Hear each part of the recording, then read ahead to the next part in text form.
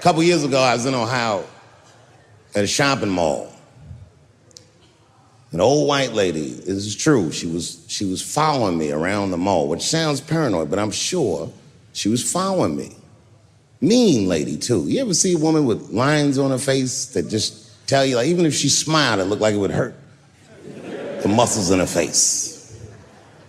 I knew she was following me because she was at places that had nothing to do with her. I'd be looking around like, what is this old bitch doing in GameStop and Foot Locker and all the places I like to go? Every time I see her, she'd just be looking at me on me.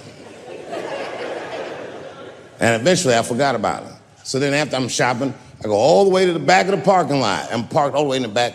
And as soon as I open my car door, I hear a voice go, David Chappelle. Just like that. I didn't even have to look. I knew it was her. And I looked back, and sure enough, there she was, that face. To be honest with you, she probably wasn't even that old. She's probably around my age. But she was a white woman. This bitch looked terrible. I kept my cool. I was nice. I said, hello, miss. And she didn't say anything back. All she said was, I watch your comedy. I said, uh-oh. And then she says, this is true, she goes, it sounds to me like you hate women. I said, well, you know what, miss? It's art.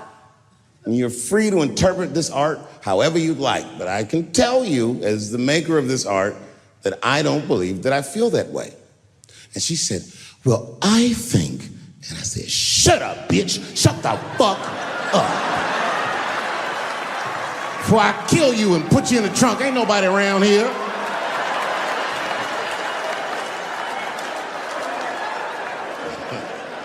I'm just kidding. I didn't say that. I felt that way, but that's not what I said. I was more clever than that. You know what I said?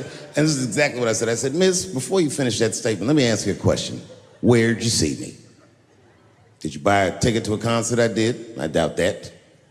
Or maybe you watched one of my specials on Netflix. Or did I follow you to your car and do my act? She said, what? I said, keep it in the comment section, bitch. This is real life. Ta-ta.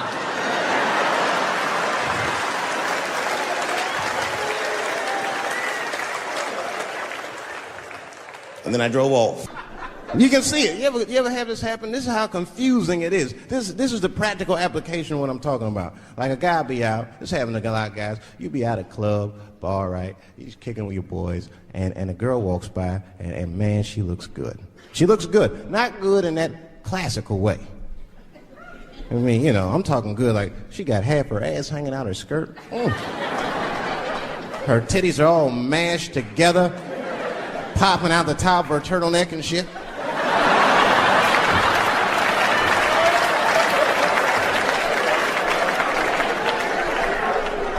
And you with your buddies, right? You with your buddies, you got a couple drinks in you, and you see a girl like this, you might try to talk to her. This might not come out right. I don't know what you say, but damn, look at them titties! Right?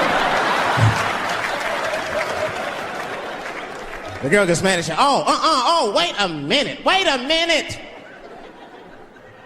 Just because I'm dressed this way does not make me a whore.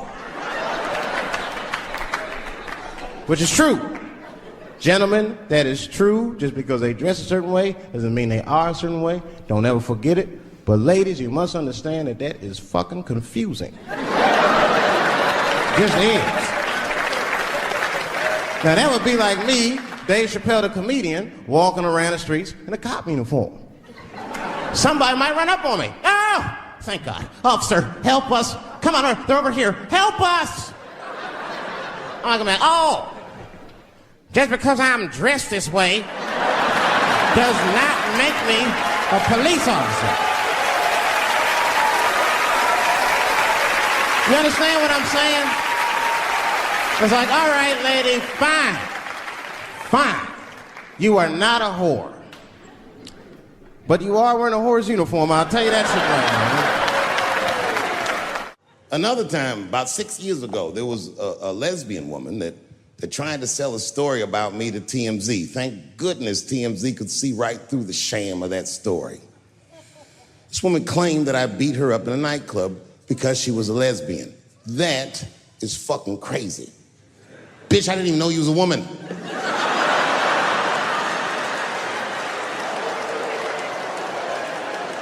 Thank God TMZ didn't believe that. Because I did beat the shit out of her, I'm not gonna lie. It was her fault, I had no choice.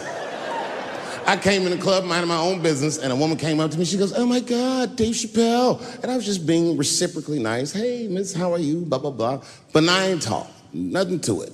And all of a sudden, this lesbian fellow stepped between us.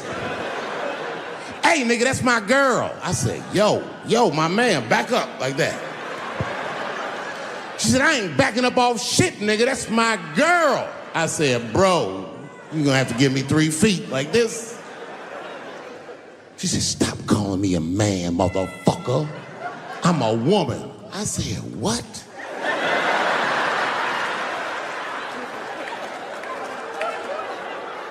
And then I looked deep in this nigga's cheekbones.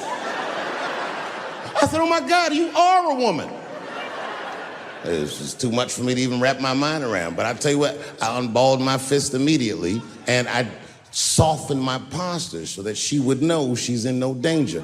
I even changed the tone of my voice. I said softly, sweetly, like a pimp might say. "Bitch, I'm about to slap the shit out of you."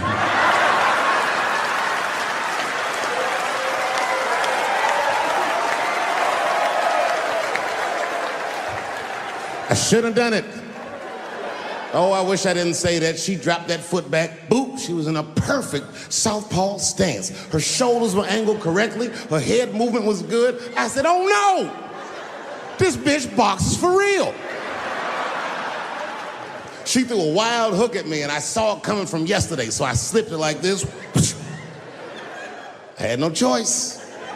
I had to go to work. I let that jab go. You should have seen me go, nigga.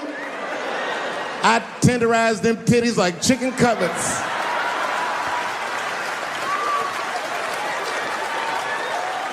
I whooped the toxic masculinity out of that bitch.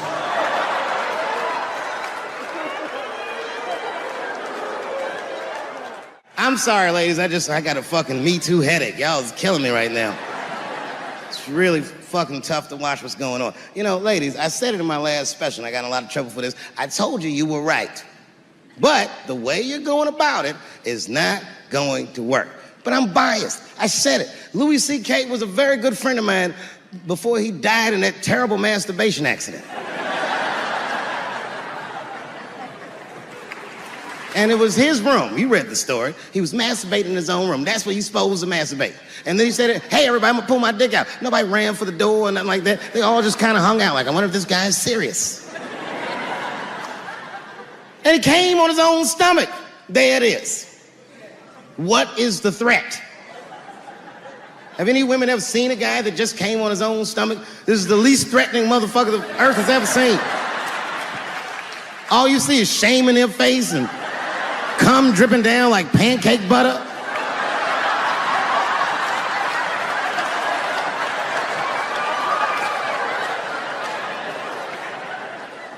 He didn't do anything that you can call the police for. I dare to try. Call the police on him. "Hello, police? Yes, I am on the other line with comedian Louis C.K., and I think that he is masturbating while I'm on the phone." You know what the police are gonna say in Atlanta? "Well, what are you guys talking about?"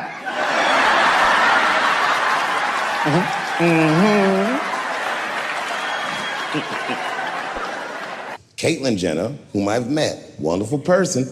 Caitlyn Jenner was voted Woman of the Year. Her first year as a woman. Ain't that something? Beat every bitch in Detroit. She's better than all of you. Never even had a period. Ain't that something? Oh, I'd be mad as shit if I was a woman. I'd be mad if I was me. If I was in a BET Awards sitting there and they're like, "And the winner for Nigger of the Year, Eminem, my man." The only thing in our society that bothers me the most is the way that men and women don't get along no more. That's really what's bugging me about it. Men and women just don't get along. Like, I hear women say this all the time. I know a lot of you sisters be like, chivalry is dead. Don't you? Don't y'all feel that way? Like men aren't gentlemen anymore? That's right. Chivalry is dead. And women killed it.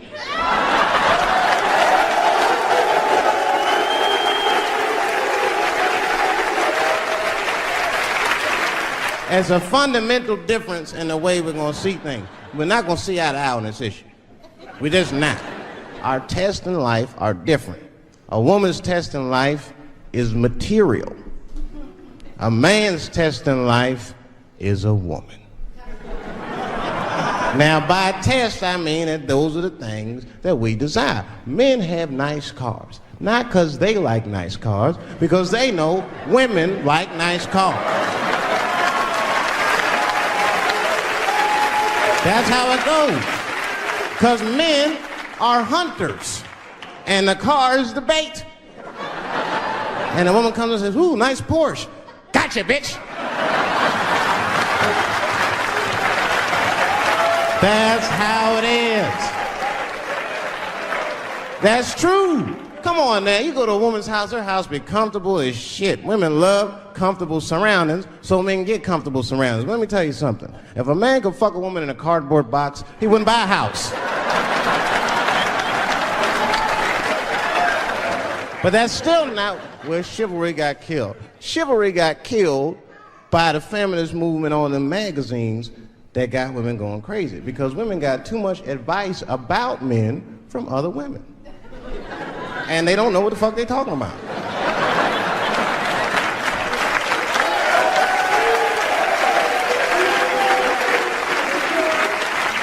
And it's true. I see this shit in the magazines. I don't read them, but I be seeing the cover. I be in the grocery store, fellas, you look at one of the magazines, like, what is this? And they say on the cover, 100 Ways to Please Your Man by some lady. Get out of here, man. Come on. Ain't no 100 ways. That list is 4 things long. Just suck his dick, play with his balls, and then fix him a sandwich and don't talk so much. And everything's happy.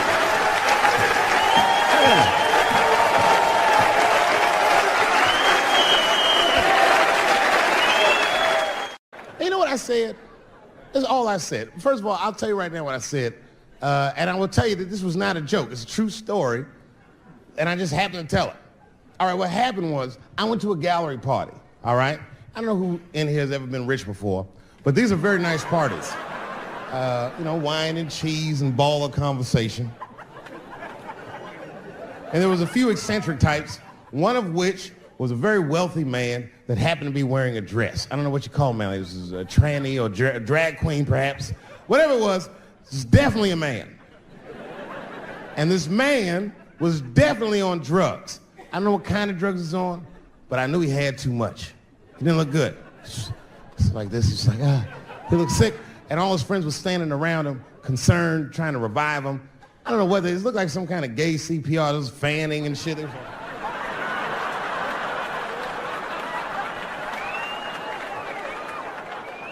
I saw all this from a distance. Now, I should have minded my own business, but I got curious. I was like, oh. And I went over there. All I said, excuse me, gentlemen, is he okay? And then they looked at me like I was evil. Oh. She is fine. I said, word? Oh. I'm sorry, I didn't know this is what we were doing.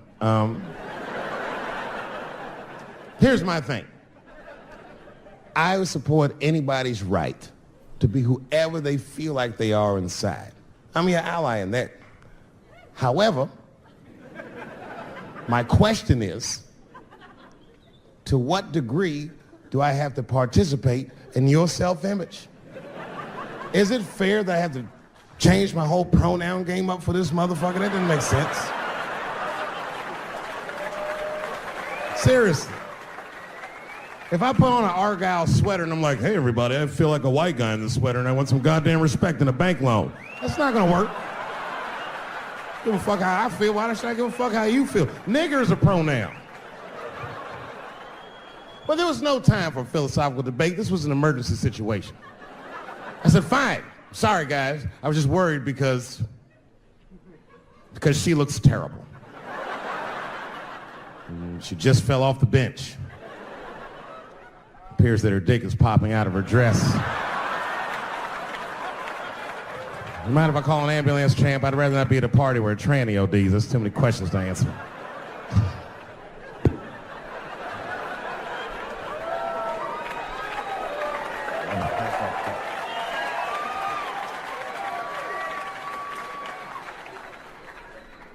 Okay, I've been through this before. I had a friend from high school. Now, in high school, this guy was a thug, right? He was a fucking dope boy. He did it all. He's a wild dude. People used to be very scared of him. And then after high school, word on the street was he'd come out the closet.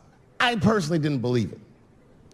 I bring him up because last year, he calls me out of the blue like, yo, what's up, man? I got your number from so-and-so, and I heard you're going to be in New York doing a show. Could I get some tickets? I was like, fuck yeah, get some tickets, man. How you been? He said, well, we'll catch up at the show, man, but yo, I appreciate it. I'll see you soon. I said, all right, man, take care. And I was about to hang up, and I couldn't resist. I was just like, hey, nigga, I heard you was gay. What's going on with that?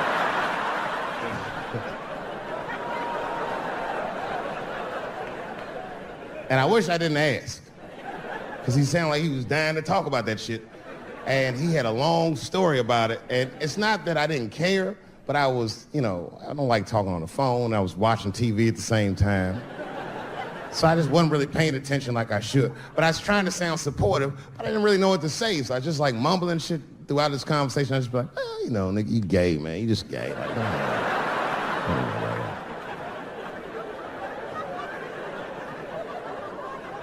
This went on for a while, and then finally I had to say something like definitive to get him off the phone.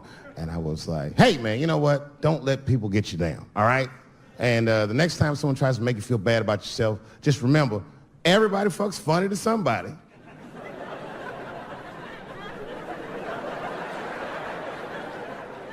He didn't like that shit. He's like, what the fuck does that mean? I said, huh? He said, you saying I fuck funny, motherfucker? I said, no, that's not what I'm saying. I'm saying everybody's different. He said, you ain't say different, nigga. You said funny. What's so fucking funny about the way I fuck? And I said, hey, man, I fuck feet. He said, what? Oh, this is not a joke, ladies and gentlemen. I get women to squeeze their feet together like this, and I fuck them right in that little space in their feet. But you can't build a community behind that shit. There's no flag for us. That shit made him laugh. And the next day, after the show, I saw him backstage. He was like, yo, what's up, man? I'm like, oh, shit, what's going on? And he had his buddy with him. He goes, Dave, I want you to meet Manuel. Manuel's my fiance. We're in New York getting married because it's legal here. I said, well, congratulations, fellas. And Manuel was like, gracias. And he went to go get some drinks. And then my buddy looked at me, he was like, so Dave, what do you think? And I started mumbling again. You gay, nigga, you just gay. He said, yeah, I'm a little nervous about getting married, man. It's a big step. I said, yeah, it is. It's a big step. He said, well, you've been married for a while. You got any advice for us? No, I'm married to a woman. Sorry about that. And they corrected me. He said, no, you married the person that you love. So it's essentially the same. I said, man, the problem with that statement is that it makes the assumption that I love her. But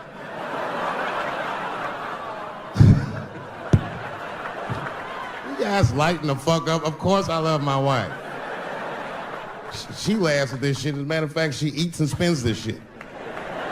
You know what I told him? I told him, I said, you know what you should do, man? First of all, you shouldn't do it. I'm talking about being legally married. It's not that you're gay as much as just legal marriage is a fucking diabolical leverage game in the United States. I'm just being honest. Devoid of religious significance or the idea of love, marriage is nothing but an awful contract that you shouldn't sign. I'm just being real. Because you start out loving each other, and then like 2 years later, you're just building a case against one another. for a hypothetical court date that may or may not ever happen. You throw being gay on top of that, that shit is explosive. Like it's that Ray Rice shit. Okay, right after Ray Rice went through all that shit, I was at a party and I met this kid, Michael Samms. You know Michael Samms? Very nice guy. He's the first openly gay NFL player. And Mike's a very nice guy, very brave guy. But when I met him, I couldn't help but thinking, now what's gonna happen when Michael Samms beats his wife up in the elevator? Is that domestic violence or is that just two niggas working shit out in the elevator? You know what I mean?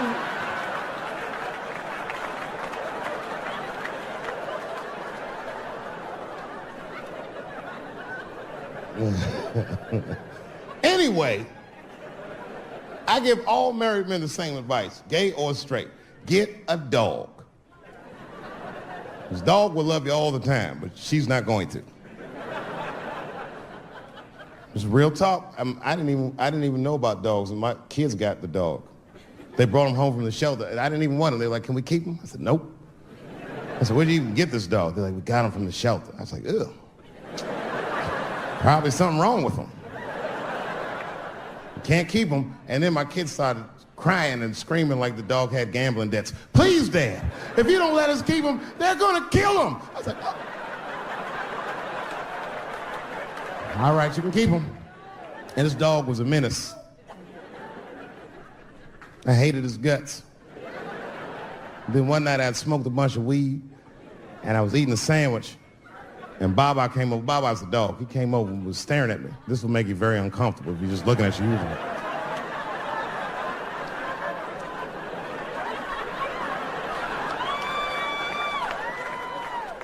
I had to give him a piece of my sandwich so he'd go away. And that's how we became friends.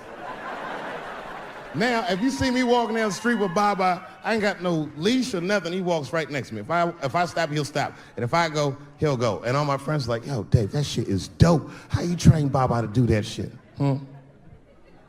I've never trained Baba. Just a messy eater. If I drop food and Baba's not around, all I gotta do is call him. "Baba!" He's a black dude's dog, so he doesn't come right away. He peeks first to see what's going on.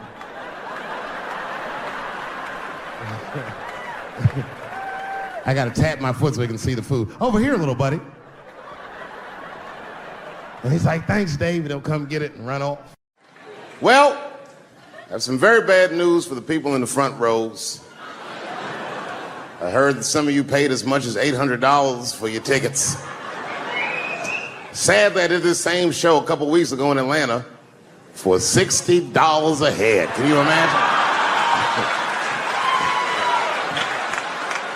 Nigga, you could have flown to Atlanta, got a hotel, had some dinner, and came back and you still have a little money left over, niggas. Paid way too much just to see me in this gay-ass neighborhood. All right, let me roll up my sleeves and tell these pussy jokes. Will told me to say there hasn't been this many pussy references in this room since Cats was here. Boy, I gotta tell you, man, I've been doing this set all week, and boy, I've been telling these jokes, and sometimes niggas look like they're in actual pain over the jokes. None of it's that bad to me, but I understand why it could hurt some people's feelings. So tonight,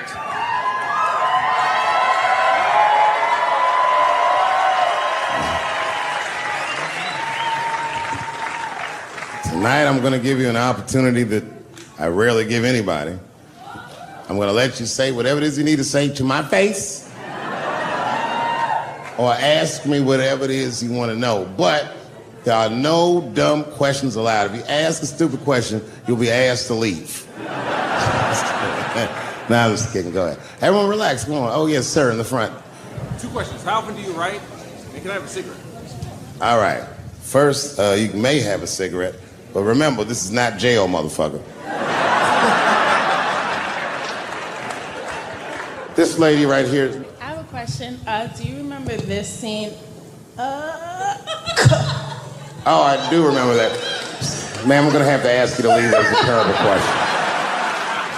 This gentleman in the front with the salmon-colored shirt on. I was wondering if you had any advice for young comedians that you generally give, and... Are you thinking of doing comedy? I've never done it before, but watching you has made me want to try it.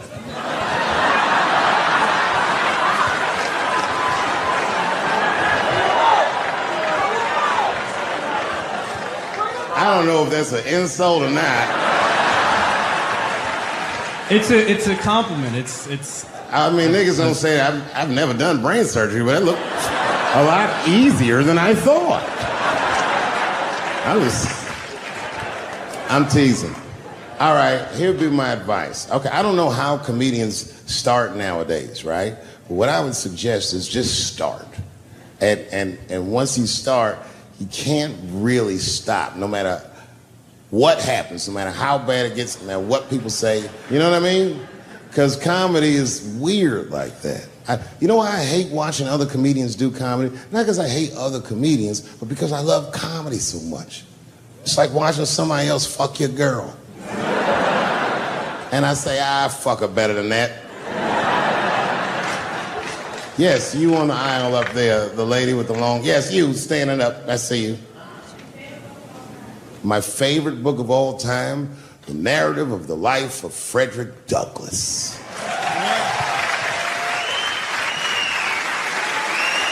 That guy with the baseball hat. Marry, fuck, kill, Michelle, Rihanna, Oprah. Wait, who's Michelle? Oh, Obama. Well, sir, you're putting me in quite the pickle. I can't say I'll fuck Michelle Obama. That's insane.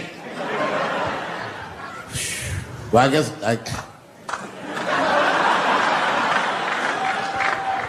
I mean, because I wouldn't kill any of those women. But I'd fuck all three of them.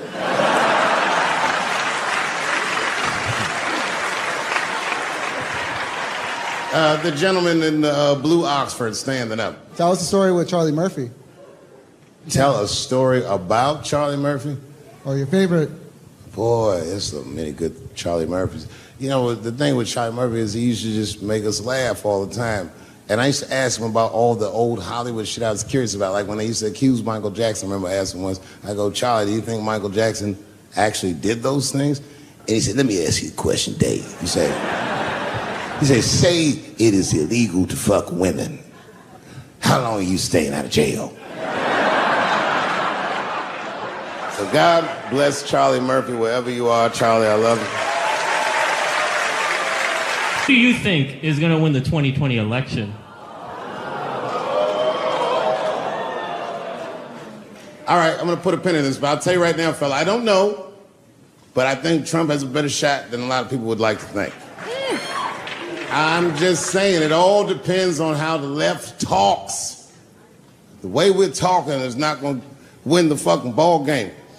Donald Trump's over there on the right, grabbing handfuls of pussy. Joe Biden can't even smell hair over here. Fuck this side. All right, man, go ahead. Thank you so much for this show. And how old are you? 25. 25? Yeah. Boy, don't let R. Kelly see you. He's gonna pee on you by accident. Oh, my bad.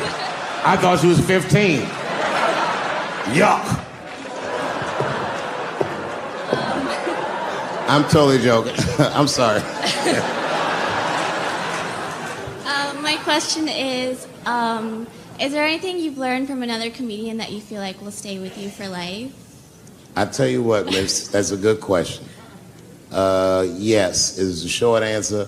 A longer version of it is this. I was raised by comedians. I started doing stand-up when I was 14.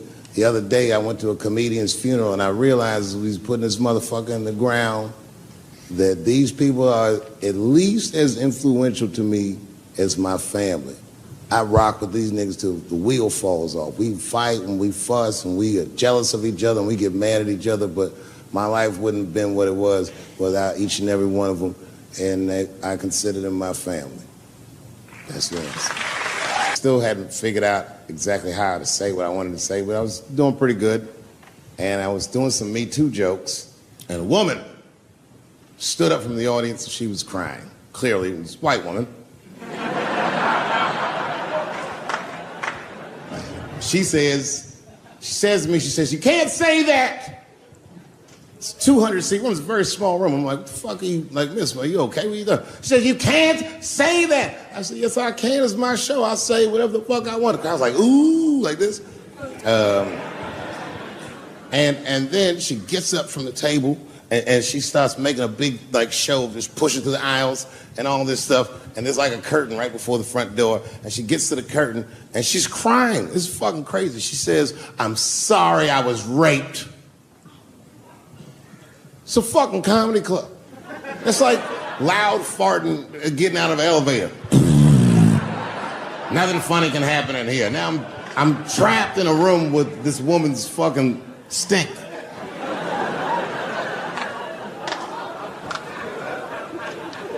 And I say, miss, it is not your fault that you were raped, but it's not mine either. Ta-ta, bitch, like this. She storms out. Now the room is very uncomfortable, but I managed to get the crowd back, but I'm like, you know, a little traumatized. Same show, there's a trans woman sitting in the audience. This is a true story. This was like a few weeks ago. I did 6 shows that weekend. This trans woman came to 4 of them. Calls herself Daphne.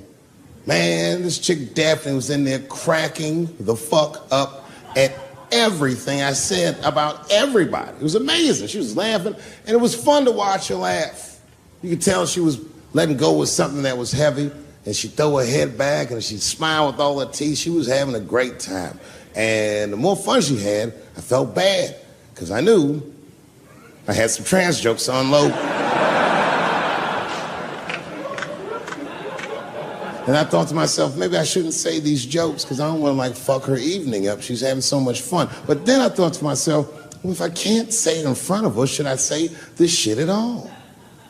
So I let her rip. And to my surprise, Daphne laughed harder at the trans jokes than anybody in the room. In fact, everybody in the room would look at her to make sure it was okay.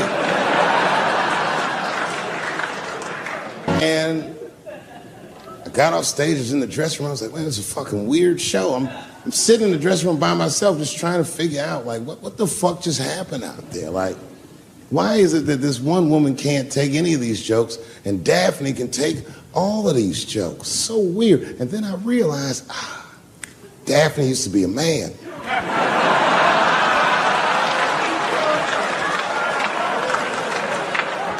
So now I go out of the dressing room and like you can see like all the staff was there like cleaning the club up, the audience had gone, and sitting at the bar by herself was Daphne.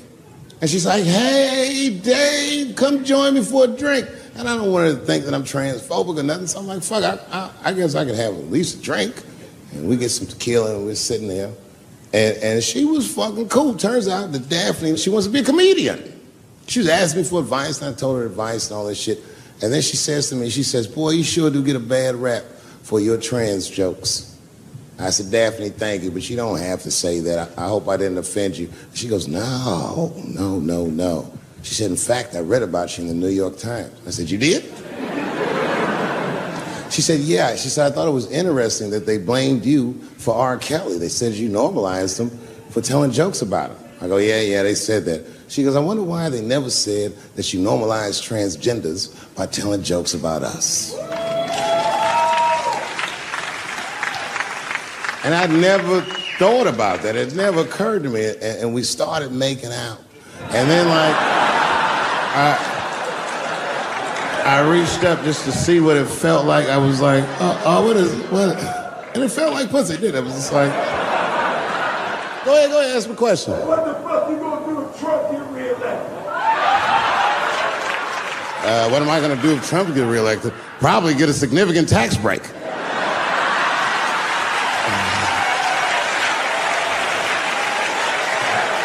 Hey, you wanna know why I don't even talk about Trump in my show? Because that motherfucker is not the hokey pokey. He is not what it's all about. There's millions of people that put him in power, and the ideas that he puts forth are not his own. He's singing poor white people's greatest hits. So why the fuck But I worry about him and now the other millions. Really, you know who I'm gonna vote for next time if things keep going the way it's going is that gay dude. No, Mike Pence. It's a safe place where I can tell some jokes. And I find out that this comedian I know, Chris Tucker, who's in all those Rush Hour movies, I find out that Chris is in San Francisco too at some charity event.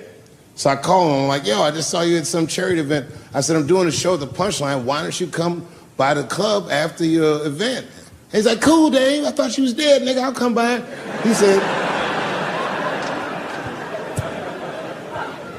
He says, is it okay if I bring some friends? Because, you know, I'm with a lot of people. I go, man, you Chris Tucker. You can bring whoever the fuck you want. And then I show up to the club late that night. And I walk into the dressing room. And sitting in the dressing room is Gavin Newsom, who at the time was the mayor of San Francisco, but now he's the governor of California. And sitting next to him was Kamala Harris, who at the time was the DA of San Francisco. Now she's the senator from California that's front running on the Democratic ticket. And sitting next to her was Al Gore. It's fucking weird. And sitting next to Al Gore was the guys from Google, Sergey, and I don't know how to say these. All right. And it was Chris Tucker and Ben Jealous, who at the time was the president of the NAACP, who was all just at this big charity dinner, and Paul Mooney was drinking scotch. And we all was just in there. And, you know, at first I was a little uncomfortable when we started talking, and we all got along really well. At some point, Kamala Harris says to me, she goes, you know, a friend of mine is announcing his candidacy for president tomorrow. I went to college with him. I'm like, what? I go, Barack Obama? She goes, you've heard of him? I'm like, yo, I just read about this dude. And she goes, yo, yeah, blah, blah, blah, we talking. She goes, you know what? She says, let's call him on the phone. I said, what the fuck? And she picks the phone up and she dials and she's listening like this. And she goes, this is voicemail. And she gives me the phone, she goes, leave him a message. You know, I didn't know what to say. I just said what you say to any black dude that's running for president. You know, stay low, running a zigzag pattern, this kind of shit.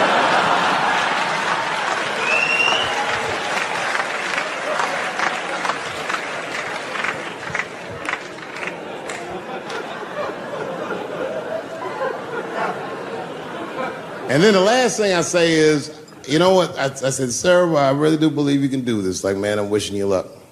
Now, next day I wake up and go for coffee at a place called the Embarcadero. It's like an eatery by the sea in San Francisco.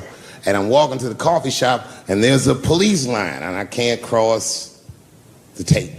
But then I figure, fuck it, I'm Dave Chappelle, so I go into the thing like this. And the police yoke me. These motherfuckers like tackle me immediately. And I see over the police's shoulder Gavin Newsom. I couldn't remember his name, but I remember the night before I had kept teasing him and saying he looked like Christian Bale, the guy from the Batman movies. So I see him and I can't remember the name, so I'm just like, Batman, help!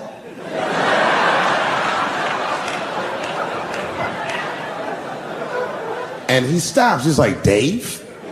And then the police see that the mayor knows me, so they're all like, oh, sorry about that. And he's like, hey, back up, everybody. And he just picks me up. He's like, I'm really sorry about that. I'm like, I'm fine, don't worry about it. And he's like, listen, I'm here with Prince. Would you like to meet him? I'm like, I know Prince. That's my nigga. And we go around the corner, and it was Prince Charles, the Prince of England. I didn't know the protocol of meeting royalty. You're not supposed to touch him. I dapped him up like a nigga. My nigga. Ah! Just hugging him and shit like this, dapping him up. Like this. And that nigga was cool too. I was like, it's really fucking weird. And then I was just out there in the upside down, not having no TV show, trying to figure life out. And the election was going on in the background. And this guy, Barack Obama, was picking up steam. This motherfucker was killing it. And I had a chance to go to the last debate on the Democratic ticket And I went. It's me and Chris Tucker sitting in Myrtle Beach, South Carolina. It's the last three candidates. It was Barack Obama, John Edwards, and Hillary Clinton. Now, Obama's a lot taller than Edwards and Clinton, and he had the center podium. And at one point, they're all on stage, and they start fussing, and Obama goes, look, none of us are perfect, like this. And his hands was like this, and there was light shining behind his head, and the other two candidates was looking up at the nigga, and I was sitting in the audience like, this nigga looks like Jesus.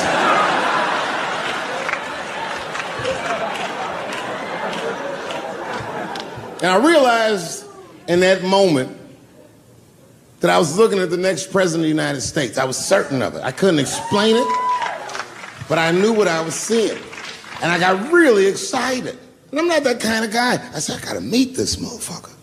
So I stayed. They were all on stage doing interviews, and I just waited. I was waiting and waiting, and then John Edwards was done with his interviews first, because everybody knew he wasn't gonna win. And I see John Edwards, and I said, hey, Senator Edwards, I just want to say hi. And that motherfucker looked at me like, I'm like, fuck you, nigga, you gonna lose anyway. And then he left, and then Hillary Clinton just walked by me in one of them Steve Harvey suits.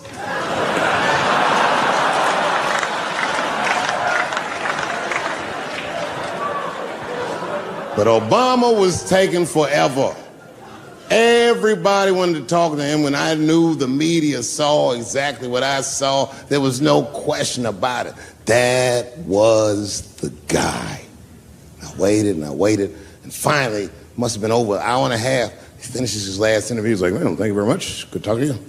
And he turns around, and we make eye contact. He sees me, and when he sees me, he looks over, he goes, Dave Chappelle. And Obama did me the same way I did Prince Charles. He dapped me up, and he like bro hugged me, and he pulled me in, and I'll never forget this. He said in my ear, I got your message. Thank you very much, New York City. I had written a joke during the AIDS epidemic about having a Goodyear condom. Something, I don't even remember the joke. Something about an industrial strength condom by Goodyear. I just remember all the comedians really liked that joke. And there was an older comedian. And he came to me one night after the show, after he saw the joke, and he said, listen, I got an audition at another comedy club, and I was wondering, do you mind if I do that joke? I just want to borrow it. Now, I'm a kid, I don't know any better. I'm like, borrow it? Well, I guess, sure, if it'll help your career. I let him do the joke. And then weeks later, I was waiting to go on in a comedy club, and he went on before me, and he did the joke. And after the show, I pulled him aside, and I said, hey, man, I don't mind you borrowing my jokes, but you gotta give them back. He said, oh, I forgot to ask you. He goes, let me buy that joke from you for $50. And I said, man, I'd do it, but I'm just starting out. I need all the material I can get. The idea being that the more material I can accumulate, the faster I'll be able to make money for my work. I said, I can't do it. I want my joke back. I'll never forget this. Remember, I was a 15-year-old child. This guy was a grown-ass man. He stood up over me so I could see how big he was. And he said to me, really? I can just take it. And he did. I got scared because I was a child. But I never forgot that. I never forgot that. I was 15 years old. I'm 47 now. I think about this guy all the time. When I look at my own kids and I see how young and innocent they are, I can't believe someone did that to me. And I don't think about it every day because that was the worst thing that happened to me. I think about it every day because that was the first time that someone ever did that to me. But in my career, it has happened many, many times since where someone would intimidate me or scare me and take something that I believe was mine. I'll tell you another story. Now I'm 18 years old. I'm living in New York City, And I just finished my first road tour, which was a very difficult tour. I'll spare you the details. Now I'm back in New York, but my rent is paid, thank God. And I have $60 to my name. And a woman that I had met in Pittsburgh, a bad Dominican bitch,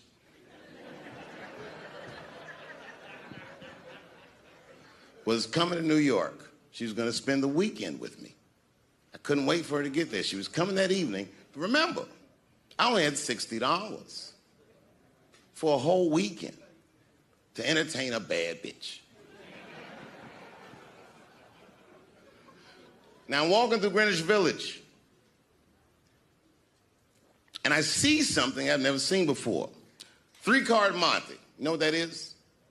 Yeah, the guy had the whole thing. The table was set up, and he had the 3 cards, and the crowd was hooting and hollering, and he was like, find the red card, find the red card, and people were playing. Sometimes they win, sometimes they lose, but it was really exciting, and I'm standing there watching it, and I noticed while I'm watching them play this game that the red card, the one you're trying to find, had just a little bend on the corner.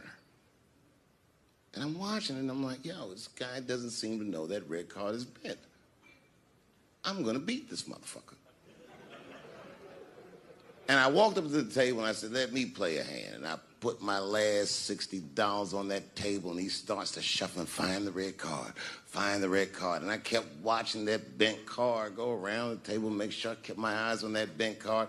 And when he stopped shuffling, and he said, find the red card, I pointed to it with confidence. Here it is right here.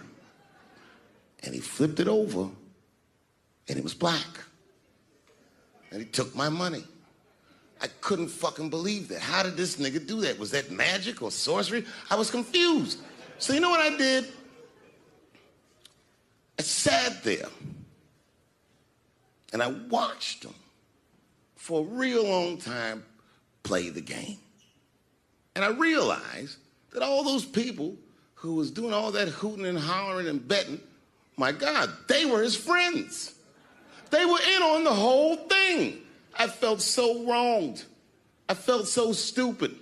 And then the next sucker came up to the table and was about to put his money down. And I said, fuck that, man. Don't put your money there. All these niggas is in on it. It's a trick. And when I said that, the guy that was dealing, and this motherfucker was huge, snatched me up by my collar. Feel how strong he was when he grabbed me. I was a skinny little guy.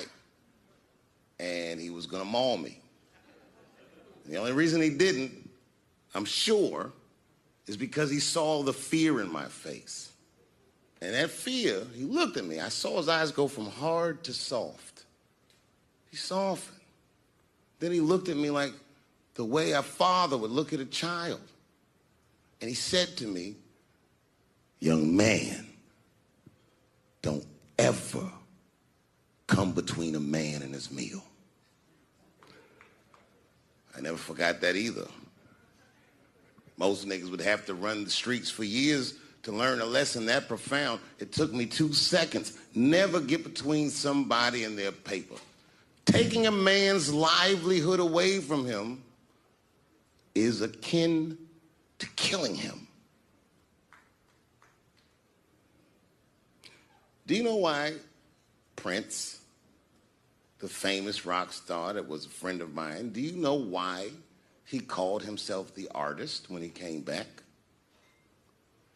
He calls himself the artist because that's what they call us in our contracts. Oh, these contracts are crazy. You should hear the terminology they say in these contracts. To use your name and likeness in perpetuity throughout the universe. Who the fuck could possibly know what that means? Nobody does. It's so complicated, in fact, that when you're a kid like me, you have to hire somebody to tell you what that means. And you sit down at a table and you do the contract game. And that's how I got with Comedy Central. I signed the contract. But I signed the contract The way that a 28-year-old expectant father that was broke signs a contract. I was desperate. I needed a way out, and it wasn't good money, and it wasn't good circumstances, but what else am I going to do, I said. And all these white people sitting at that table told me, trust us, Dave, it's a good contract. And I looked around the table, and they all seemed to agree it was a good contract. But what if it was like that game of three-card Monte? What if they were all friends and I didn't know it? And the bag of money was Iceberg's money in the first place. What was I talking about? What was I trying to tell you? Last week, 2 weeks ago, whenever it was, I called Lauren Michaels. And I tell him, okay, I'll do it. I'll do Saturday Night Live on election night. And the day I made that phone call, the day I committed to it, it gets announced that Netflix is streaming Chappelle's show. Not just Netflix. HBO Max is streaming it too. Let me tell you another story about HBO. No, hear me out.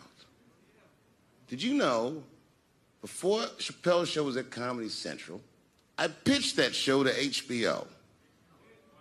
I told them what I wanted to do. Now, these are executives. All they have to do is say, yeah, we'll take it, or no, thank you, we won't. But they didn't say either of those things. They went too far. They said, literally, what do we need you for? That's what they told me, as they kicked me out of the office. What do we need you for? And here we are, all these years later, and they're streaming the very show that I was pitching to them. So I'm asking them. And I was on a plane.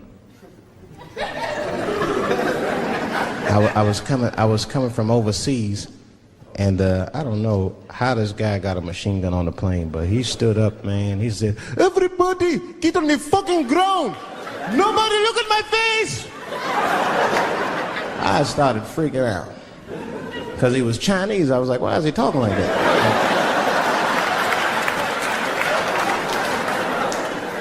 He was screaming and crying. I was the only brother on the plane. Well, I thought I was the only brother. I looked over, there was one other black dude. He was from Nigeria.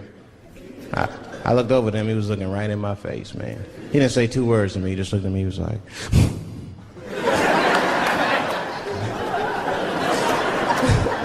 He didn't need to talk. I knew just what he was talking about. I looked right back at him. I was like...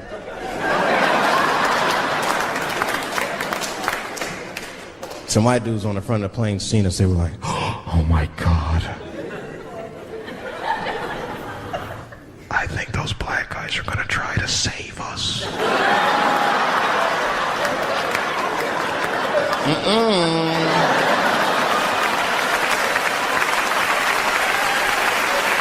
We were just communicating that we understood the situation. We were both seeing the same thing. What we understood was simple. Terrorists don't take black hostages. That's the truth. I have yet to see one of us on the news reading the hostage letter and shit. They is treating us good. We all chilling and shit. I'd like to give a shout out to Ray Ray and Big Steve and send some Newport.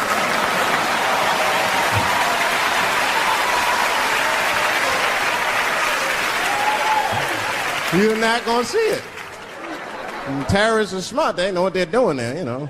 They terrorists. They know it's black people's bad bargaining chips.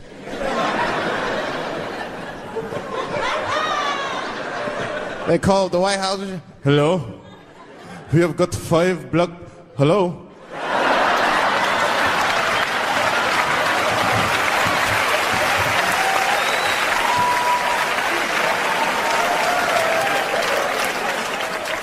It's really some scary shit. I gotta tell you, Harvey Weinstein's probably the first person that I ever looked at a photograph of and was like, yeah, he rapes. I'm not sure this motherfucker has a choice. Not a handsome man. A lot of meat and extra skin on his face. Yeah, he's ugly. You know the sad part is, he's done so well in life, he probably doesn't know he's ugly. You know, when you're good looking, everybody will tell you, oh, you look wonderful, you're so great looking. But when you're ugly, you gotta figure that shit out for yourself. It's a lot of putting clues together through the years. Why am I not getting in the club? I got all the right shit on.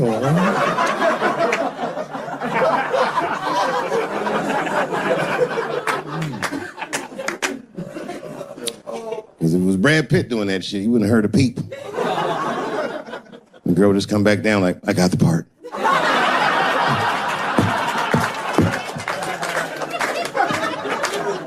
Yuck. And yet, it is important that I acknowledge, ladies, you are absolutely right. There you go. And you gotta all be mindful of that, guys, because this could happen to any of us. It could happen to me. I can see that. I can see myself showing up. Hi, I'm here for my 3 a.m. with Mr. Weinstein.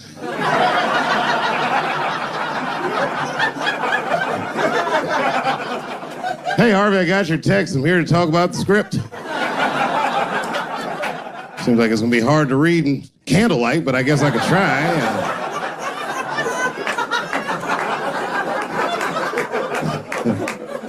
Sound like a fucking nightmare. Could you imagine that shit? Could you imagine if you was in a business meeting and a motherfucker pulled their dick out? In the middle of the meeting, I'd be like, Yo, my man, this is the most unprofessional shit I've ever seen in all my days. Just let me finish, Dave Chappelle.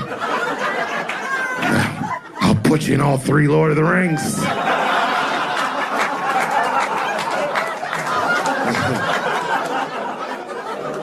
Hurry up, nigga. I have other meetings tonight. I have a 4:30 a.m. at Brett Ratner's house. And,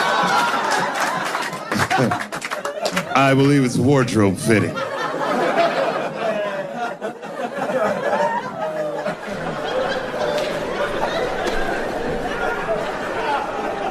You gotta make life interesting like that, because the shit is flimsy. Life is flimsy. You think you're gonna live forever, you ain't not gonna live forever. It's dangerous out here. We know what's going on. I travel now, you know. I used to think D.C. had the roughest ghettos in the country. Nah, nigga, I have seen some shit now. Oh, there's some rough areas outside of D.C. Yeah, everybody should go to the ghetto. I was taken to the ghetto one time. That's the worst. When you get taken and you're not expecting to go. You know, usually you want to know when you're going to the ghetto, like, I'm going to see some wild shit. I got to prepare myself. I'm going to see something crazy. When you're taken, it's different. I had a limousine driver. It was after a show. It was late at night. It was like 3 in the morning. I had a limousine driver. He was a nice guy talking to me and shit. Oh, hey, where you from, dog? D.C.? Word? That's a rough city, man. And his cell phone started ringing. Hold on 1 second. Hello? Oh, what's up, nigga? What? What the fuck? Slow down. What? What the fuck? No! No! No! Fuck that, nigga. Fuck it. I'm on my way.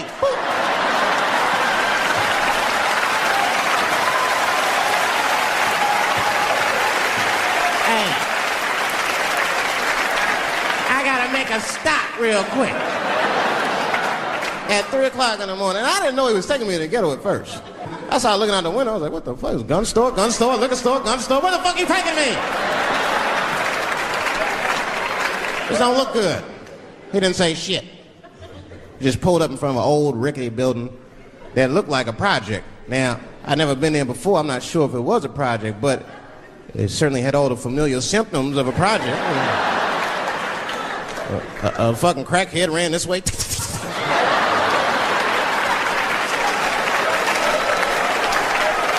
And then another one jumped out of a tree and shit.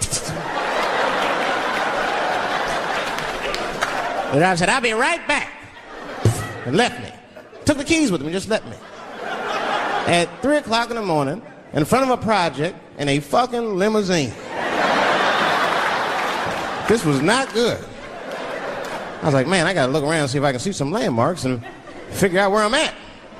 Might have to escape on foot.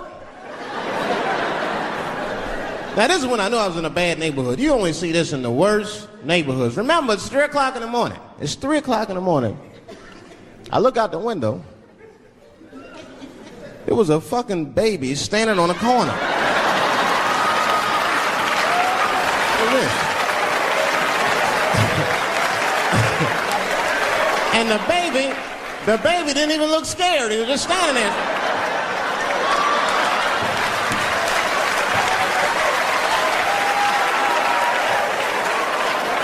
I mean, it made me sad. It made me sad, really. You know what I mean? Because I wanted to help the baby.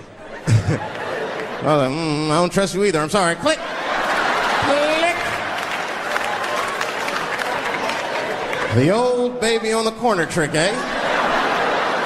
I'm not going to fall for that shit. Where's this limousine driver? You know, I start feeling bad. As time goes by, I start feeling worse. Like, man, what is wrong with me? What the hell's wrong? I'm scared of a baby. And this baby could be in trouble. He might need my help. I got to do something. But I wasn't going to get out the car. I'm serious, man. I just cracked the window a little bit. There's an old limousine. I could roll it down.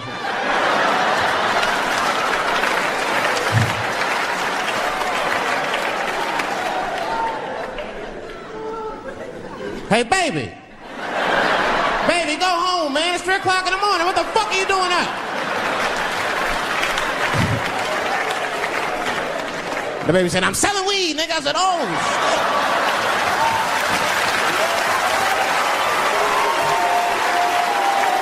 I wasn't expecting that. I'm serious. I had to buy 2 bags from him to calm my nerves. Let me get two cones. Got back in the car and rolled me a joint, man. So, that shit was scary, man. Every once in a while, like a crackhead would come up to the car and look in the window. It was like Jurassic Park, and should he be looking on the car?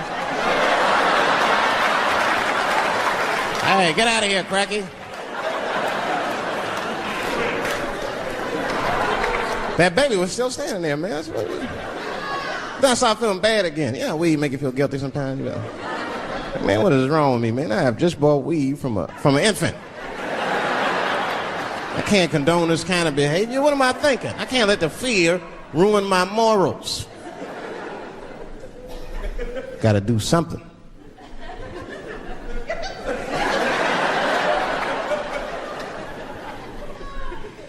Hey, baby. Stop selling weed, all right? You got your whole life ahead of you. He said, fuck you, nigga. I got kids to feed. I said, God damn.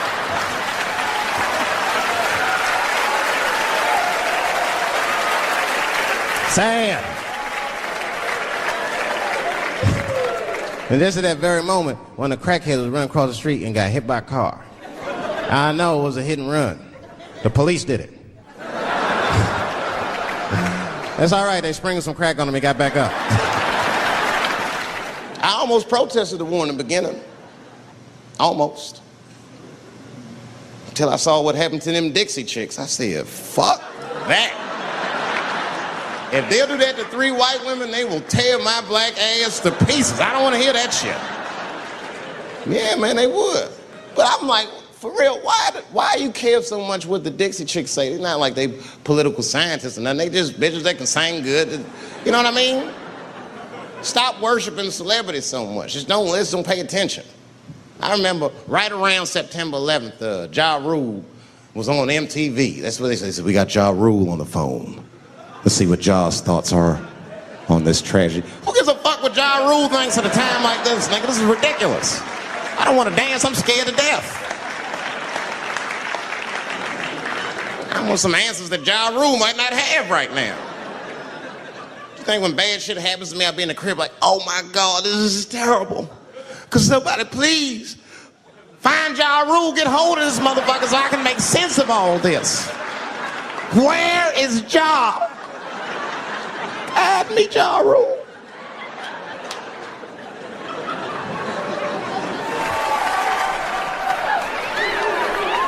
Yeah, I be seeing that kind of shit, man. It's what it is. They use the TV to program us from a young age. You ever watch like a cartoon that you used to watch when you were little as an adult? That shit is wild shit. It's some wild shit. I mean, like I was with my nephew. We sitting there, we watching Pepe Le Pew, and I say to my nephew, I say, now pay attention to this guy because he's funny. I used to watch him when I was little. And then we watched Pepe Le Pew, and I'm old now. I'm looking like, good God, what kind of fucking rapist is this guy? Like, take it easy, Pepe. My nephew was sitting there cracking up. Hee. See, sometimes you gotta take the pussy like Pepe. Like, no.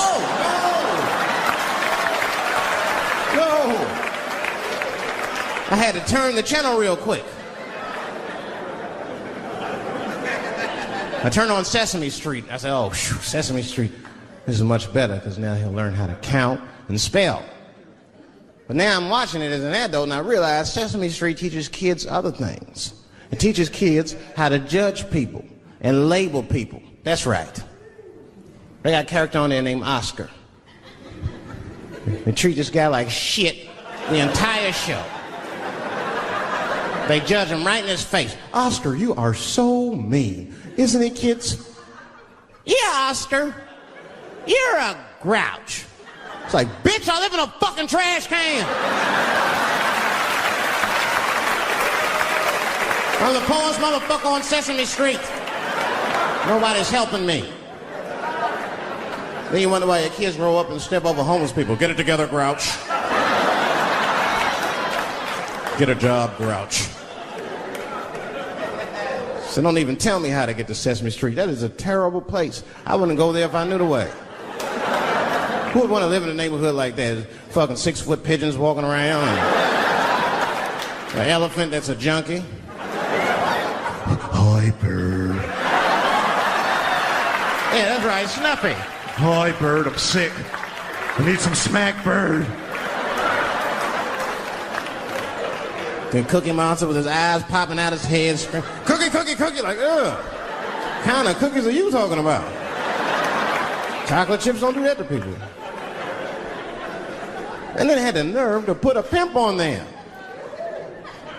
They didn't come out and say he's a pimp, but I know a pimp when I see one. They called him the Count. Had a cape and everything. You just see him pimping. Bitch, where is my money? You've been late 4 times, I've been counting. How many times must I smack you before you act right? 1, 2 smacks.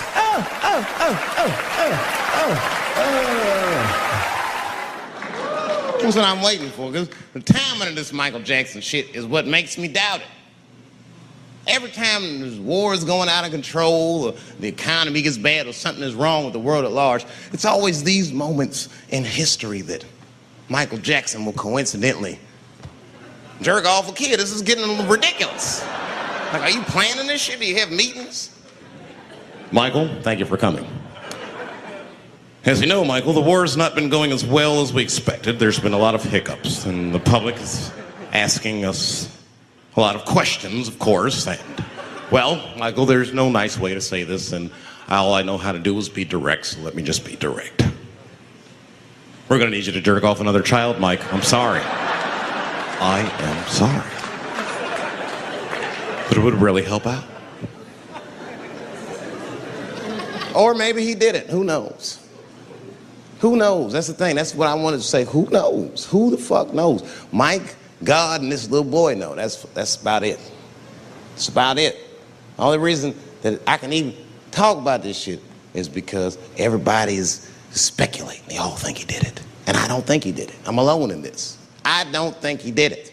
I'm not going to say I don't think he did it. That's too strong.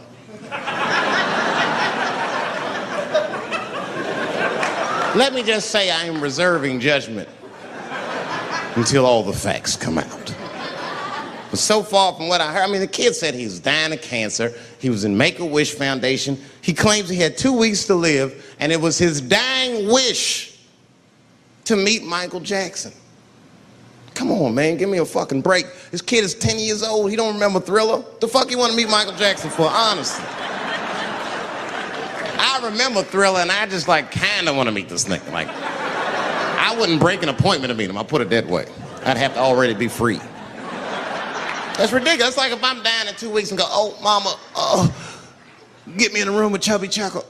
I wouldn't want to meet that motherfucker. My last 2 weeks. Why not Usher or somebody like this? So then the kid claims he goes to Michael's house. This is where it all gets crazy. He does everything you'd expect at Michael's house. They climbed trees and rode roller coasters and Ferris wheels. The chef made cookies, pies, and cakes. They was petting the monkey and the giraffe, sang songs, kid shit. And in the middle of all this childlike activity, for some reason, Mike pulled out some wine and some pills and sucked his kid's dick. Folks, it hurts me to say it. And the kid had the nerve to call that abuse. Motherfucker, that is a good host. God damn, what else do you want? What else do you want? I'm lucky to get a glass of grape drink at my friend's house. Let alone a roller coaster ride and my dick sucked. Mike must be confused, like I brought you in my house, I fed you, I sucked your dick, and this is how you repay me, motherfuckers? This was your wish, not mine. Thought you were dying in 2 weeks. What happened to that motherfucker? I've been in court for a year and a half. You get stronger every time I see you.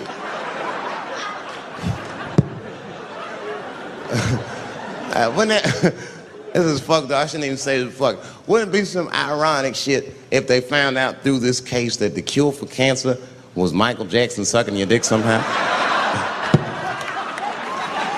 Like if Mike had powers like Green Mile and all the kids like, please, Mike, suck our dicks. Never again. He didn't appreciate it. Can we at least study your saliva? Please, Mike.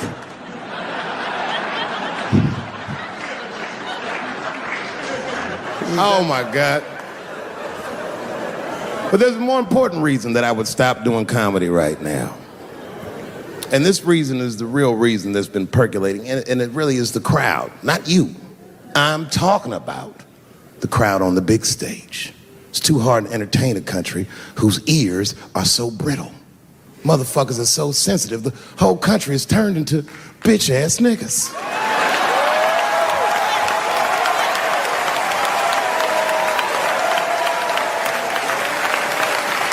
Everything you say upsets somebody.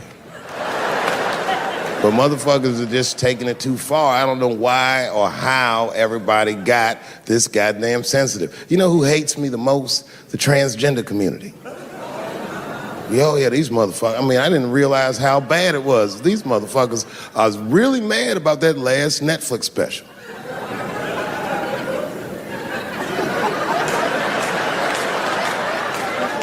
It's tough, man. I don't know what to do about it because I like them. I always have. Never had a problem with them. You know, just fucking around. As a matter of fact, I think I make fun of everybody, and I mean, as a group of people, they have to admit, it's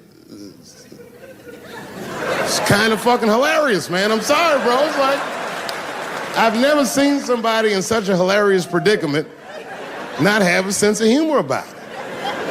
They're born feeling like there's something other than they're born as, and that's kind of funny, you know? I mean, it's funny if it's not happening to you.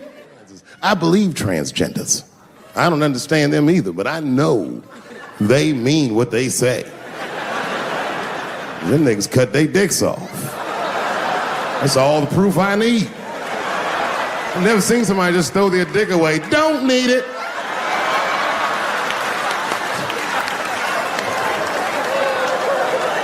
I don't understand, but I believe you and I support your decision, motherfucker.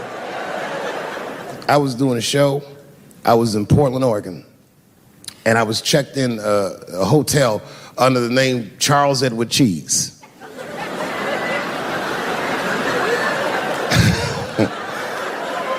I came back to my room late at night, and there was a note. It was like a letter on my desk. It was addressed to Mr. Cheese. So obviously, I'm going to assume that whoever wrote this letter must be an intimate friend of mine. This is not some kind of name that a person would just guess. But then I open the letter, and it turns out I don't know this person at all. It's a fan letter. You know, I'm not even used to the idea that I have fans, but I'm grateful for it. And I don't read those letters. It'd be nice if I did, but realistically, it's like, what am I, Santa Claus, nigga? I don't have time for this. Like, got shit I want to do. I'm trying to chill. Read all these dreams and wishes from strangers. But I read it. I'd already opened it. So I just read the whole letter. And you know what, man? Whoever wrote this letter truly loves me. I mean, they were really fucking nice in the letter. And then they described to me what it was like to come to the show, how excited they were, how much fun they were having. And then they said that when I got to my jokes about transgenders, that they were, quote, devastated. Because it turns out that whoever wrote the letter was transgender. Now, I'm going to be real for a second. As a policy, you got to understand, I never feel bad about anything I say up here.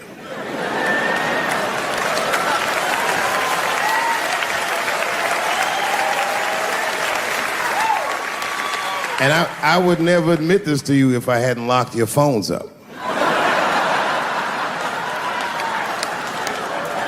But it was the weirdest thing. Like, when I read this letter, the shit made me feel bad. I didn't feel bad about what I said, you understand? I felt bad that I made somebody else feel bad. To be honest, I don't even know what I said that upset that person. I have so many transgender jokes.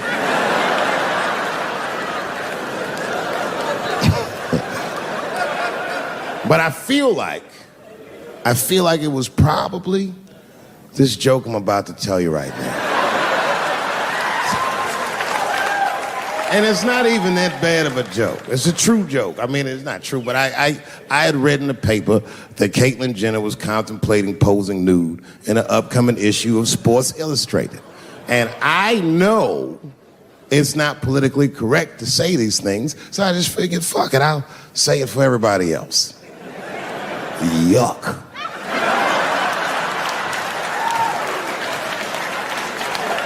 You know, sometimes I just want to read some stats. I don't know why you're gonna cram some man pussy in the middle of the sports page like this. I just didn't think that was the place for it. But I wasn't saying anything like Caitlyn Jenner's a bad person. I'm not mad at her for doing it. Not even mad at Sports Illustrated. If I'm mad at somebody, I'm probably just mad at myself. You understand? Because deep down, I know that I am not strong enough to not look at those pictures.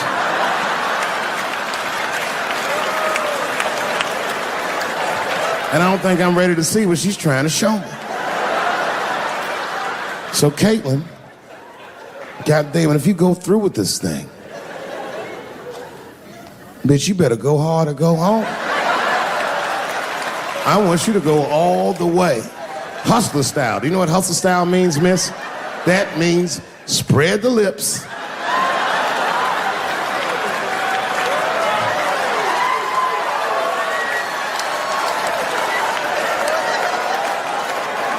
I hope she spreads her lips and there's an itty bitty dick inside. Ah! The show is behind the curtains.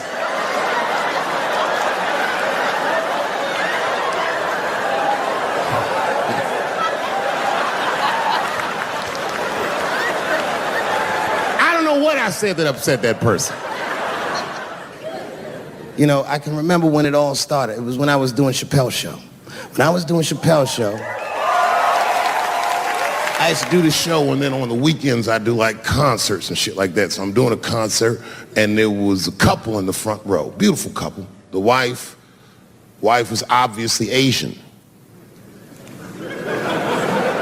You could see it in her face.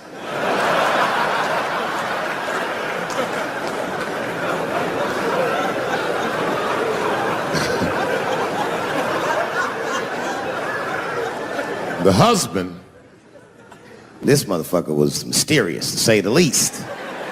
couldn't quite pinpoint where he was from. Caramel-colored fella, very nice hair, but he could have been from anywhere. Bangladesh, Mexico. I can't guess with a nigga like this. All I knew for sure about this guy is that his wife was a bitch.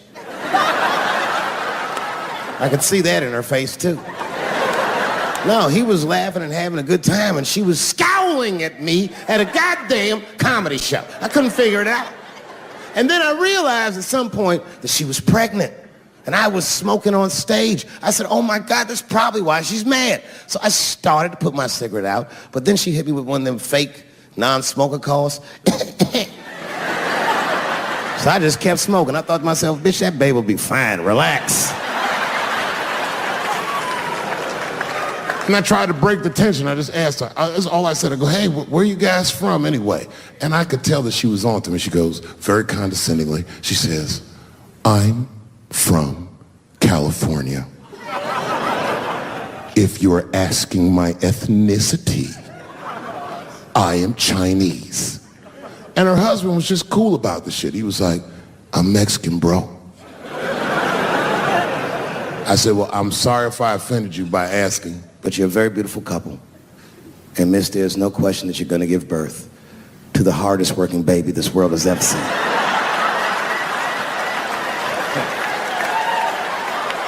That's not a bad joke. She got very upset. She got up to leave immediately, but she didn't just leave. She had to take one last dig at me on the way out. I will never buy one of your fucking DVDs again, Dave Chappelle. I said, ma'am, with all due respect, Chinese people don't buy DVDs.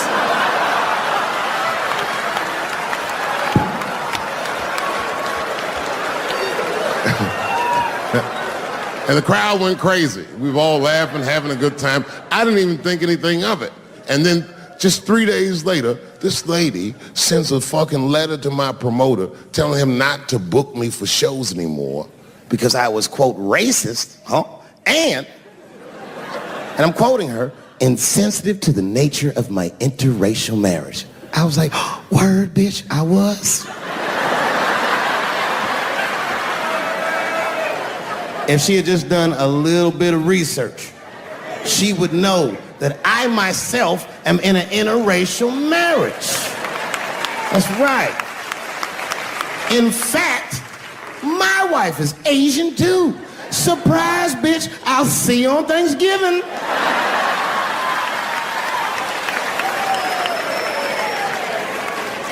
But my wife's not Chinese. She's Filipino. That's right, that's right. And our kids are Puerto Rican somehow, so there you go.